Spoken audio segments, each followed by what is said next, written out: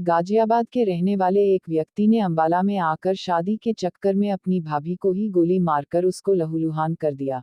जख्मी महिला की बहन किरण ने बताया कि दीदी के पति की मृत्यु के बाद उनका देवर सोनू दीदी को बार बार शादी के लिए तंग करता था और कहता था कि मुझसे शादी करो और अगर मुझसे शादी नहीं करोगी तो मैं तुम्हें मार दूंगा, लेकिन किरण की बहन उसे हर बार मना ही करती रही और एक दिन अंबाला में आकर आरोपी सोनू ने अपनी भाभी को गोली मारकर उसको जख्मी कर दिया। कुलदीप नगर के पड़ाव चौकी में जब इस गोलीकांड का मामला सामने आया तो पुलिस अपनी कार्रवाई में जुट गई।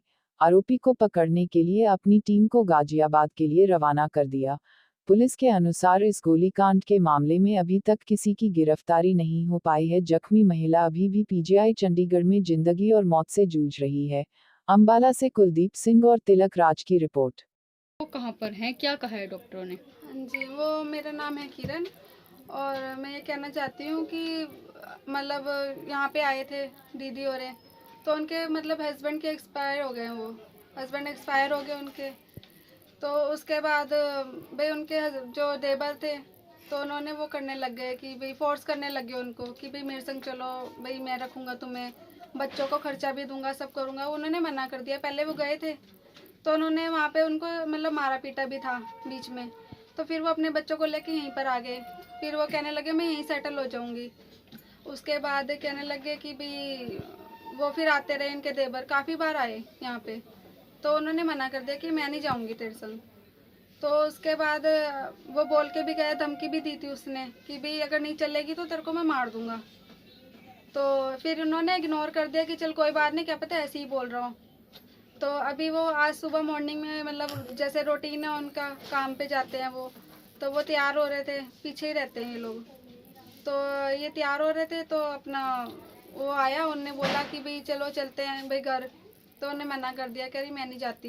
तो कह रहे पक्का तूने नहीं जाना भाई? वो उन्हें कह रही मैं नहीं जाऊँगी तेरे संग। तो उसके बाद कहने लगी कि चलो ठीक है, फिर तो ज़्यादा अपने आप में बन रही है। पहले तो उनके संग मतलब मारा पीटा करी उन्होंने, थप्पड़ थप्पड़ मार दिया, घूसे लाते सब मारा उन्होंने। उसके बाद बच्चे मतलब बोलने लग गए कि भाई चाचा छोड़ दो या कुछ।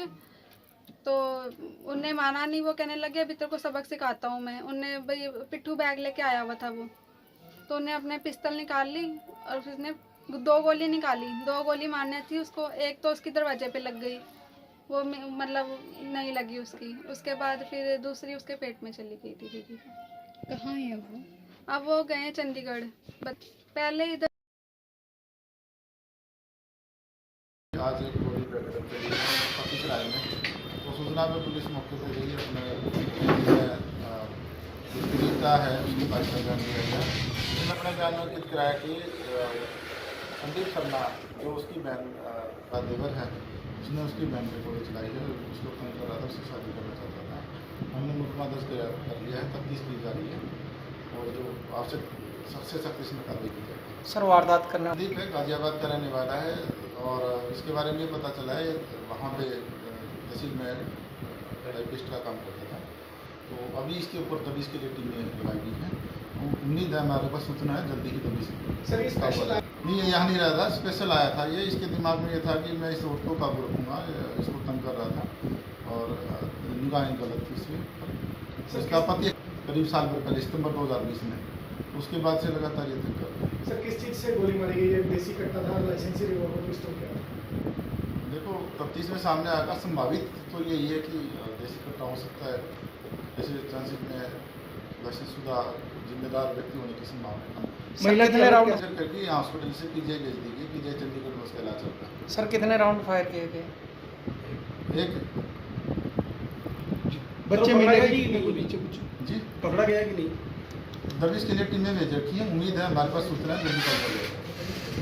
बेटी 16 साल की बेटे हैं और ये काम करती थी बकायदा, बट जो है ना अपना गुजर बसर कर रही थी। बखीसराय में अपने मैके के पास में रहती थी। सर किस मुकदमा दीपक की जो मृतका जो पीड़ित घायल है जगह